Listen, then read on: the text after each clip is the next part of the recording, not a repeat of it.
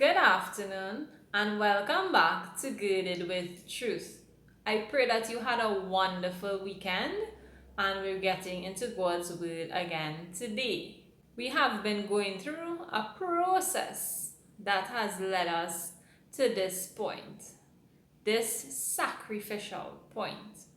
So today we're talking about a sacrificial offering. But we're talking from the perspective concealed but appointed. Our new series on a sacrificial offering will take place this week. And as we go through it, I want you to take the position as David and say, I will not offer to the Lord that which costs me nothing. I am standing at the precipice of a sacrificial offering right now. Some things are concealed, but some things are also appointed. So today, we're reading from Genesis chapter 22, verses 1 to 3, and it says, And it came to pass after these things that God did tempt Abraham, and said unto him, Abraham. And he said, Behold, here I am. And he said, Take now thy son, thine only son Isaac, whom thou lovest, and get thee into the land of Moriah, and offer him there for a burnt offering upon one of the mountains which I will tell thee of. And Abraham rose up early in the morning, and saddled his ass, and took two of his young men with him, and Isaac his son, and clave the wood for the burnt offering, and rose up and went unto the place of which God had told him. So this is Abraham. He is on his faith walk, his faith journey with God. And after his covenant with God, God told him he will bless him with a son. Now this son represented his legacy. This son would be the son that he would leave all his wealth, all his inheritance to, that the Lord had given to him. And here God is testing Abraham to see if after all these blessings, after the desires of your heart have been fulfilled, are you willing to give it all up for me? And here is Abraham going through this faith journey with God. And God tells him one day, Abraham, sacrifice your only son. Now, yes, Ishmael was already born, but if we know Isaac was the promised seed, meaning everything that was an inheritance, a substantial inheritance that was connected to the glory of God, was supposed to be left for Isaac. So we know that God had a plan for Isaac's life, and God would have given Abraham promises over the life of Isaac. And here God is saying, wake up and offer up your son. And he continued to say, offer up your only son. So God is pointing out the obvious, like, this is Abraham's only child. This is the promise. See, this is the one that will take over after Abraham passes on. And God is pointing out to him that this is your only son, because this is the child that you have with the wife of your youth and all of these different things. It doesn't mean only as in he didn't have or he would not have any more children. It meant only as in the promised child. So here God is saying, offer him up. And Abraham does not hesitate. Abraham gathers the people. He gathers Isaac to go and make the sacrifice. And if you go back to verse 2, God told him to offer Isaac up on a mountain he will tell him. So Abraham didn't even have the instructions as to where to go and make this offering, where to sacrifice his son. but he was just willing to walk in obedience to God. And it is his obedience that would later bring him into the blessing of God. You might be in a situation right now where God is requiring more of you. Abraham was fully submitted to God. He had nothing else to give. Rather, he felt like he had nothing else to give. But he had this one son. And God was telling him, sacrifice your son.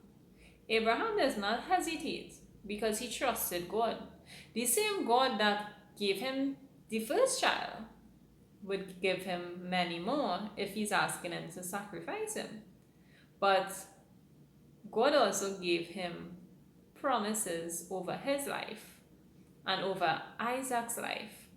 So Abraham did not study the dynamics of the situation, but rather he chose to trust God. He did not have direction as to where he would make the sacrifice, but he was just willing to give a sacrificial offering. Sacrificing your only son would cost you everything. That is no easy task. And here God was requiring this of Abraham, and Abraham was willingly going to do it. Because Abraham trusted God and loved God no matter what. And the last sentence says that Abraham rose up and went where the Lord had told him. So while he was preparing, he did not know where he was going.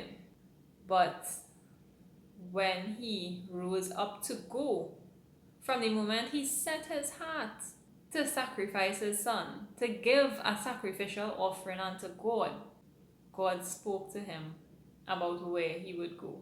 These sacrificial offerings are not easy. They are no easy task.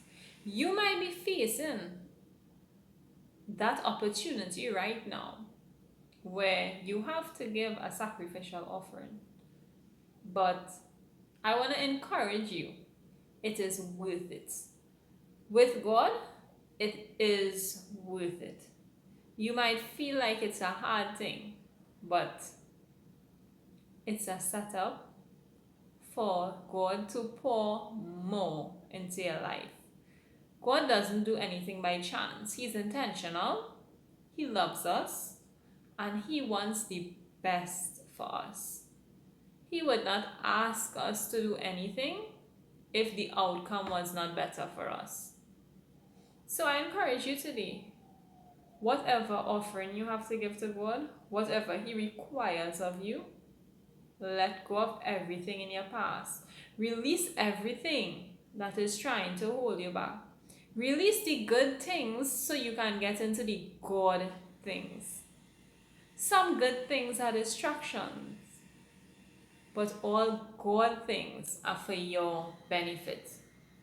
Do not discount these sacrifices. It is these sacrificial offerings where God comes through for you, where breakthrough becomes everything you prayed for, everything you hoped for, and then some. Do not withhold from God that which costs you because you are afraid. Instead, step into it with power and authority, declaring that he is. When Abraham responded to God in verse 1, he said, "Here I am." God is the I am that I am. So Abraham stood with boldness to declare, "Whatever you need from me, Lord, I'm here." And he followed through with his actions. Do not allow your words and your actions to be separate. Instead, be consistent in who you are, in the whole person that God has created you to be. I pray that consistency becomes your portion, that God can ask anything of you, and you will walk into it with boldness, with power and authority, because you know that God will come through for you. God called Abraham and he concealed something, but there was also an appointed time for him to speak to Abraham. You may be in a situation where something is concealed. God has hidden certain relevant information from you, but it is not the time yet. When you have reached the appointed place, He will release the appointed information. Do not be angry because you feel like you don't have enough information. The kingdom does not operate the way the world does. We do not need all the information at once. But when it's the appointed time, God will release the information unto us, and we would realize that it was necessary. It is concealed, but it is also appointed. Do not forget that God will reveal it unto us at the appointed time. Thank you so much for listening. Have a wonderful afternoon. Bye.